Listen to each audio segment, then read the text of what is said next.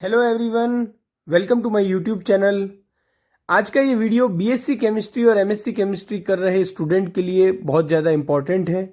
इस वीडियो में हम एक ऐसे टॉपिक के बारे में डिस्कस करेंगे जिसके बारे में बीएससी और एमएससी केमिस्ट्री स्टूडेंट इतना ज़्यादा ध्यान नहीं देते हैं, लेकिन ये एक बहुत ही इम्पॉर्टेंट टॉपिक है। इस वीडियो में मैं डिस्कस करने वाला हूँ कि बीएससी और एमएससी केमिस्ट्री स्टूडेंट के लिए परसेंटेज की क्या इम्पोर्टेंस है। हम में से बहुत सारे स्टूडेंट जब बीएससी और एमएससी केमिस्ट्री करते हैं तो परसेंटेज पर इतना ज़्यादा ध्यान नहीं देते हैं। हमारा बस ये मानना होता है कि किसी भी तरह से हमें सिर्फ पास होना है। तो अगर आज के समय में आप भी ऐसा सोच रहे हैं कि बीएससी केमिस्ट्री और एमएससी केमिस्ट्री में सिर्फ पास होना है, तो कहीं ना कहीं आप अपने आप को गवर्नमेंट जॉब और प्राइवेट जॉब से बहुत ज़्यादा दूर कर रहे हैं। ऐसा मैं क्यों कह रहा हूँ, इसके बारे में प्रैक्टिकल एग्जाम्पल के साथ हम बात करेंगे। देखिए, सबसे पहले बात करूंगा गवर्नमेंट जॉब के बारे में। तो आजकल कई सारी ऐसी गवर्नमेंट जॉब वैकेंसीज आती हैं जिसमें कि बीएससी में, एमएससी में फर्स्ट डिवीजन या उससे ज़्यादा परसेंटेज मांगे जाते हैं। अब बहुत सारे स्टूडेंट के मुझे कमेंट आते हैं, सर फर्स्ट डिवीजन का क्या मतलब है। तो देखिए, 60% या उससे ऊपर अगर आपके आते हैं तो उसे 60% को हम फर्स्ट डिवीजन कहते हैं। तो 60% या उससे ऊपर अगर आप बीएससी केमिस्ट्री या एमएससी केमिस्ट्री में स्कोर करते हैं तो कहीं ना कहीं आप अपने आप को सेफ गार्ड कर लेते हैं उन सारी वैकेंसीज के लिए जिसमें कि परसेंटेज की रिक्वायरमेंट होती है। मिनिमम अभी हम देख रहे हैं कि कई सारी ऐसी जॉब वैकेंसीज आ रही है जिनमें कि फर्स्ट डिवीजन या उससे ऊपर रिक्वायर्ड होता है। जैसे कि एग्जाम्पल के तौर पर अगर मैं बात करूं तो भाभा एटॉमिक रिसर्च सेंटर में अभी साइंटिफिक ऑफिसर की वैकेंसी निकली हुई है। वहां पर BSc as well as MSc chemistry दोनों में ही 60% या उससे ऊपर चाहिए। साथ ही जिनके यहाँ पर सीजीपीए स्केल चलता है उन्हें 6 से ज़्यादा का सीजीपीए स्कोर चाहिए ऑन ए स्केल ऑफ 10।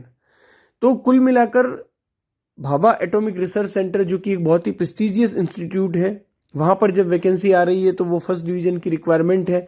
इसके अलावा अभी रिसेंटली एक वैकेंसी आई DSSB में, दिल्ली स्टाफ सिलेक्शन बोर्ड में वैकेंसी आई थी जो कि पीजीटी केमिस्ट्री के लिए थी।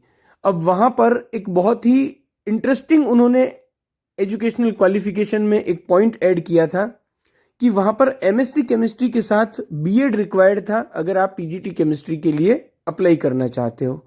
लेकिन साथ में उन्होंने एक कंडीशन भी दी थी कि ऐसे स्टूडेंट जिनके पास बीएड डिग्री नहीं है तो वो भी एलिजिबल हैं, लेकिन अगर उनके 12th में, बीएससी में और एमएससी में 60% या उससे ज़्यादा हैं तो वो इस वैकेंसी के लिए एलिजिबल हैं। और सेलेक्ट अगर वो हो जाते हैं तो उन्हें 3 साल के अंदर अंदर बीएड की डिग्री लेनी होगी।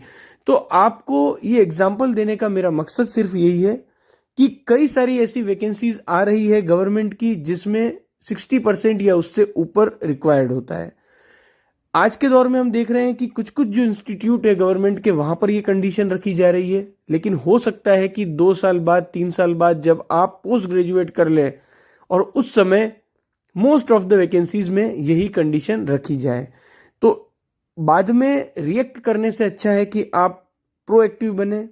अभी से ही आप अपनी प्रिपरेशन इस तरह से करें कि आप मिनिमम अपना टारगेट आपको ये सेट करना है कि मुझे 65% या 70% स्कोर करने हैं, ताकि कभी भी ऐसा मत सोच के चलना है कि मुझे सिर्फ 60% बनाने हैं, अदरवाइज आप कहीं 55% पर ही अटक जाओगे। तो ये बहुत ही इंपॉर्टेंट चीज़ है।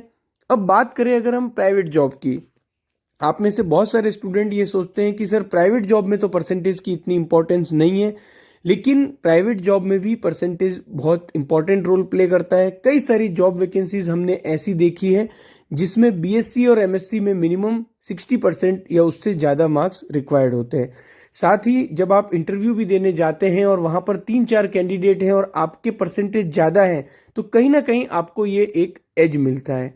तो आप हमेशा परसेंटेज के ऊपर अपना ध्यान बनाए रखिए और कोशिश कीजिए कि आप अच्छे परसेंटेज के साथ अपनी डिग्री कंप्लीट करें। ये आपको कॉन्फिडेंस भी देगा, साथ ही जो जॉब अपॉर्चुनिटीज है उसमें भी आपको एक कदम आगे रखेगा।